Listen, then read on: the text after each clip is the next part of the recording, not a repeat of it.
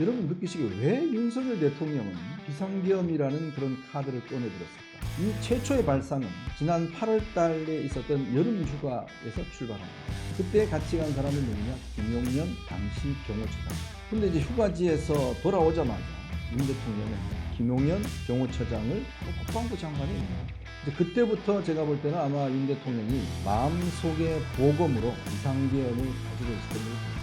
저는 이 모습을 보면서 윤 대통령이 무기라고 생각했던 비상계엄, 저는 그건 무기가 아니라고 봅니다. 무기는 인심입니다. 그건 참 대통령이 너무나 한쪽에 편중돼서 버린 게 아니라 거기에 네 하겠습니다 라고 했던 그 관심이 있었기 때문에 이런 일이 벌어졌다. 응당의 처벌이 있었기 때문입니다.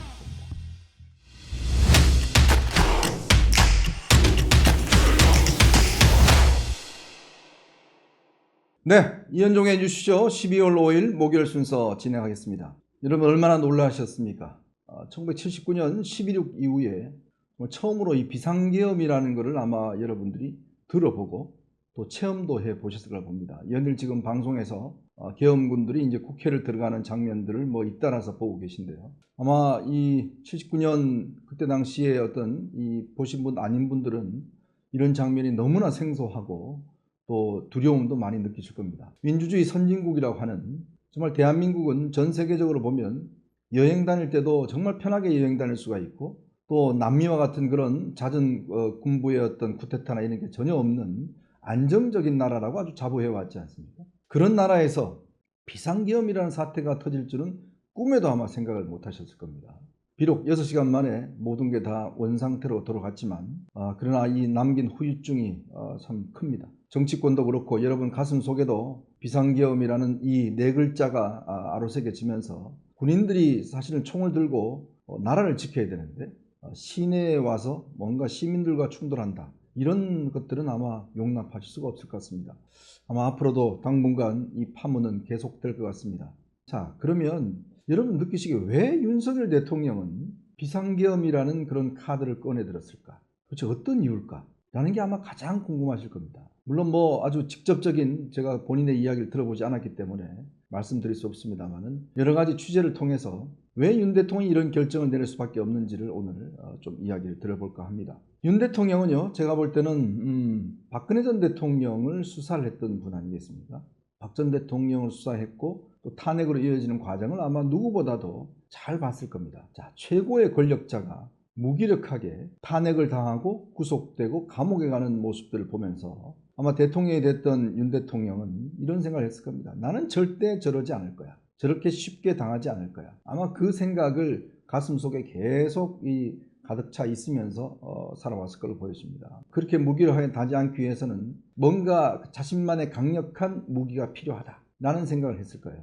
그런 것들이 항상 이제 가슴속에 자리 잡아 있었고 또 한 가지의 이제 생각은 윤석열 대통령이 원래는 이 노무현 대통령을 존경하고 조금의 중도적인 어떤 사상을 가지고 있었는데 집권 이후에 특히 이제 이 종교계 정강훈 목사를 중심으로 하는 조금 극우 종교계 거기에 상당한 어떤 면에서 매료가 됐다 이렇게 보여집니다. 아마 연일 이 주말 토요일마다 정강훈 목사가 주도하는 이 집회가 열리고 있죠. 거기서 매일 하는 이야기가 바로 비상계엄입니다. 주사파를 척결해야 되고 나라를 살리기 위해서 비상계엄을 해서 뭔가 쓸어야 된다 이런 이야기를 거듭하고 있어요. 또 그런 관련된 여러 가지 유튜버들이 있습니다. 아마 윤석열 대통령이 그동안 쭉 정치를 해오면서 지난 이 여당 같은 경우도 처음에는 본인이 쉽게 장악할 수 있을 것이다라는 생각을 했을 것 같아요. 이준석 대표를 날리고 김기현 대표를 날리고 이런 과정에서 여당도 이제 내가 컨트롤한 그런 범위 내에 있구나 라고 생각을 해왔는데 문제는 한동훈 비대위원장을 세웠더니 그게 아닌 걸로 돼버렸어요. 당이 이제 자기가 컨트롤할 수 없는 지경으로 되다 보니까 굉장한 불안감에 쌓여 있었던 것 같습니다. 거기에다가 자신의 정적이라 할 수 있는 이재명 대표를 쉽게 구속시킬 줄 알았는데 근데 그게 아니라 영장이 기각되더니 그 다음에 방탄이라는 걸 하기 시작했지 않습니까? 그러다가 22대 총선에서 압도적인 의석을 가지면서 이 방탄망이 완전히 구성이 됐습니다. 자, 이런 상황에서 이 윤석열 대통령은 본인이 지금 할 수 있는 것들이 별로 없다라는 것들을 점점점 인식했을 걸로 봅니다. 즉 당도 자기 마음대로 되지 않고 이재명 대표도 자기 마음대로 되지 않고 자, 그런 상황에서 점점 본인에 대한 위기가 찾아왔지 않습니까? 그게 뭐냐면 바로 김건희 여사 특검법이었죠. 특히 한동훈 대표가 이 특검법에 대해서 굉장히 애매모호한 입장을 취했습니다. 오늘 10일 날 국회에서 처리가 되는데 이거에 대한 것들이 두려움이 컸을 것이고 또 하나가 있습니다. 바로 명태균 씨 사건입니다. 이 명태균 씨가 구속 기소가 되면서 특검을 해달라. 내가 가진 황금폰을 민주당이나 국민들에게 공개할 수 있다. 뭐 이런 뉘앙스로 이야기를 했단 말이에요. 자, 거기에 아마 최근에 통화했던 내용들, 윤석열 대통령의 육성 내용, 또 김건희와서 육성 내용이 있다, 뭐 이런 추측이 있습니다. 그럼 이게 세상에 나오면 윤 대통령 입장에서는 내가 박근혜 전 대통령 같은 걸로 되지 않을까? 라는 거에 대한 두려움이 굉장히 아마 엄습해 왔을 겁니다. 즉, 내 마음대로 되는 게 없는 상황이에요. 자, 당도 그렇고 이재명 대표도 그렇고 이게 뭐 나에 대한 압박이 점점점 목을 찌우고 있고 거기에다가 이 예산안도 지금 야당이 통과시켜주지 않고 있고 또 감사원장 서울중앙지검장 자신의 어떤 최측근이라고 하는 이창수 중앙지검장까지 탄핵에 들어가니까 이제 쓸 수 있는 카드가 없다. 이런 이제 판단을 내린 것 같아요. 그런데 이제 이 윤석열 대통령이 그동안 어떤 사적인 자리에서 보면 아주 입버릇처럼 하는 이야기가 있습니다. 내가 그냥 죽지 않아 라는 이야기를 굉장히 아마 자주 했어요. 나만 죽냐 다 죽지? 라는 이야기, 비상계엄 해버릴까? 라는 이야기를 들었다는 의원들이 꽤 있습니다. 그리고 또 하나, 탈당해버리면 되지? 라는 이야기도 자주 했다고 합니다. 그러니까 이 윤석열 대통령 성격이 굉장히 즉흥적인 성격이다 보니까 어떤 판단도 그냥 즉흥적으로 내려버리고 또 하나의 측면은 많은 사람들이 자기에게 요구하는 것은 절대 수용하지 않는 일명 청개구리 인식이라고 하죠. 그런 것도 좀 있습니다. 자, 그러다 보니 지금 이 상황 자체에서 본인이 빠져나갈 상황이 안 된다라고 판단하니까 이 최초의 발상은 지난 8월 달에 있었던 여름 휴가에서 출발한 것 같습니다. 지난 8월 5일 날인가요? 윤석열 대통령이 저도로 여름 휴가를 갔습니다. 그때 같이 간 사람이 누구냐? 김용현 당시 경호처장입니다. 당시 김용현 경호처장과 함께 휴가를 보냈는데 이 김용현 경호처장은 윤 대통령의 충암고 1년 선배입니다. 근데 이분이요 3스타로 예편을 했는데 한마디로 이야기해서 윤 대통령에게는 예스맨이라고 통합니다. 윤 대통령이 이야기하면 무조건 네 맞습니다 이렇게 이야기했다는 거죠. 특히 처음에 집권하고 난 다음에 청와대를 용산으로 옮기는 과정에 대부분의 참모들이 다 반대했습니다. 이게 오랜 시간도 걸리고 문제가 많고 반대했습니다. 유일하게 된다라는 사람 김용현이었습니다. 하면 됩니다. 요 1개월 안에 2개월 안에 할 수 있습니다. 이게 이야기한 게 바로 김용현입니다. 그때부터 사실 윤 대통령이 김용현 장관을 굉장히 본인의 충신으로 그렇게 생각을 해왔죠. 그럼 김용현 장관은 본인이 군대에서 오랫동안 생활해서 그런지 모르겠지만 뭔가 위에서 지시를 하면 되는 쪽으로 왜 되는지 그 논리를 이제 만들어가는 이제 그러한 것에 익숙했다는 거죠. 근데 이제 휴가지에서 돌아오자마자 윤 대통령은 신원식 국방부 장관을 국가안보실장으로 올리고 김용현 경호처장을 바로 국방부 장관에 임명합니다. 이때 다들 좀 의아해했어요. 왜? 경호처장을 국방부 장관? 이거는 좀 초식이 안 맞는데? 라는 생각을 많이 했습니다. 특히 이 인사가 신원식 장관을 국가안보실장으로 발탁하기 위한 인사라기보다는 김용현 장관을 시키기 위한 인사였다. 이런 지적이 있었어요. 그러면서 소위 충암파라고 하는 고등학교 후배들을 요직에 일단 앉혔습니다. 군 요직에 다들 앉혀서 경호처장 시절에 밥도 같이 먹고 이렇게 했다는 거죠. 이제 그때부터 제가 볼 때는 아마 윤 대통령이 마음속의 보검으로 비상계엄을 가지고 있었던 걸로 보였습니다. 항상 이걸 실행할 수 있는 그런 큰 생각들을 일단 가지고 있다가 그게 이제 직접적으로 발산하기 시작한 게 바로 다음 주 12월 10일이면 하는 이 특검법 의결을 앞두고 전격적으로 이걸 아마 결정했다. 자, 3일 날로 돌아가 보겠습니다. 3일 날 이 키르기스탄 대통령과 정상회담이 있었습니다. 이날 대통령이 참모진들에게 그 정상회담 회담 좀 시간 줄이고 오찬도 좀 빨리 끝내지 이렇게 지시를 했다는 거예요.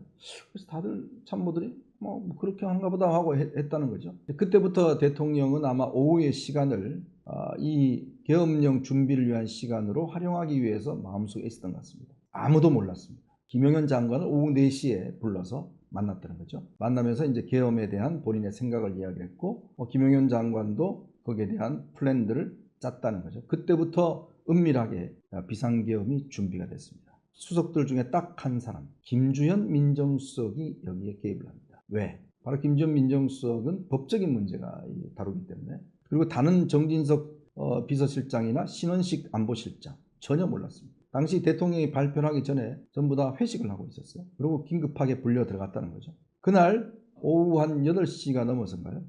한덕수 국무총리가 갑자기 소환이 됩니다. 대통령실로. 한 총리가 왜 그러지? 라고 이제 대통령을 갔더니 대통령이 그 자리에서 비상계엄을 해야 되겠습니다. 라는 이야기를 꺼냈다는 거죠. 한덕수 총리 따르면 머리가 아련해지는 그런 순간이었다고 합니다. 한 총리가 대통령님, 이거는 안 됩니다. 왜?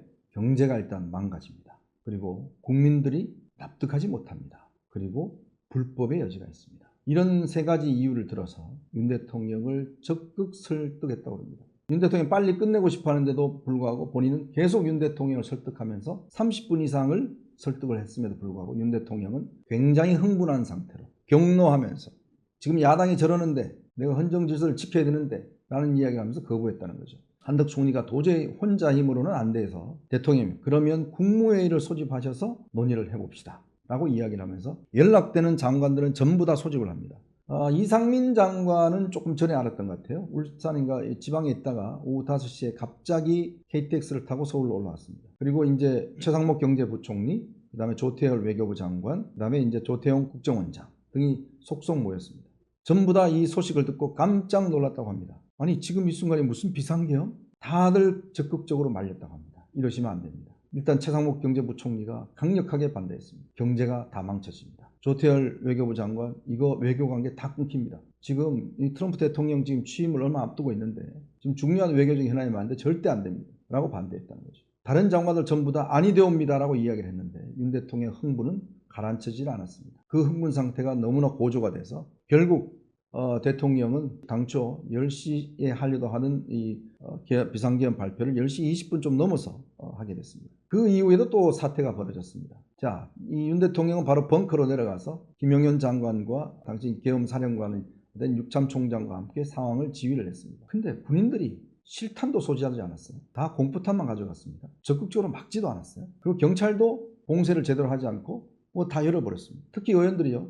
4일날은 뭡니까? 이게 감사원장에 대한 탄핵안을 들어간 날인데 전부 다 대기하고 있었습니다. 주변에 지방에 내려가지 않고 다들 서울 인근에 본인의 숙소에 대기하고 있다. 연락을 받자마자 전부 다 국회로 오게 된 거죠. 그러다 보니 뭐 순식간에 190명이 모이게 된 거 아니겠습니까? 자, 그러니까 바로 이게 뒤집어진 거죠.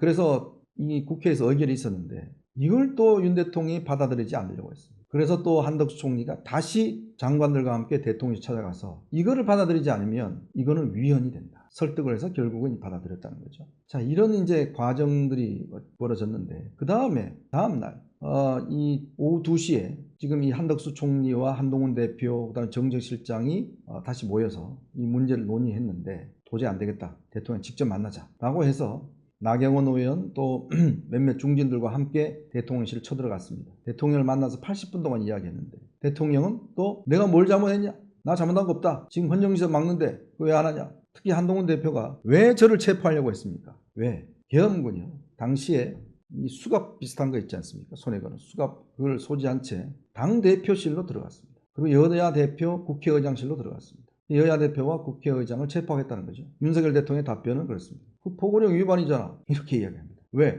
포고령 1조 1호가 정치활동의 금지입니다. 근데 그게 굉장히 위법적인 사안이거든요. 왜냐하면 그 국회 활동을 중단시킬 수가 없습니다. 이제 거기서부터 정말 도저히 안 되겠구나 라는 말로 이제 하면서 전부 다 나왔다는 겁니다. 지금 이 시간 현재까지도 대통령은 자신이 잘못한 게 없다라는 건데 문제는 내각이 총사퇴를 했고요. 지금 참모진들이 전부 다 사퇴했습니다. 특히 참모진들은 대통령이 이 중대한 문제를 논의하지 않은 것에 대한 배신감이 굉장히 크다고 그래요. 사람들 다 떠나가 버립니다. 자, 참 저는 이 모습을 보면서 윤 대통령이 무기라고 생각했던 비상계엄, 저는 그거 무기가 아니라고 봅니다. 무기는 민심입니다. 민심을 얻어야 그게 가장 강력한 무기인데 대통령은 잘못 생각하고 있었던 거죠. 총이 무기라고 생각했던 겁니다. 지금 이 순간에 국민들이 그 총으로 과연 굴복을 하겠습니까?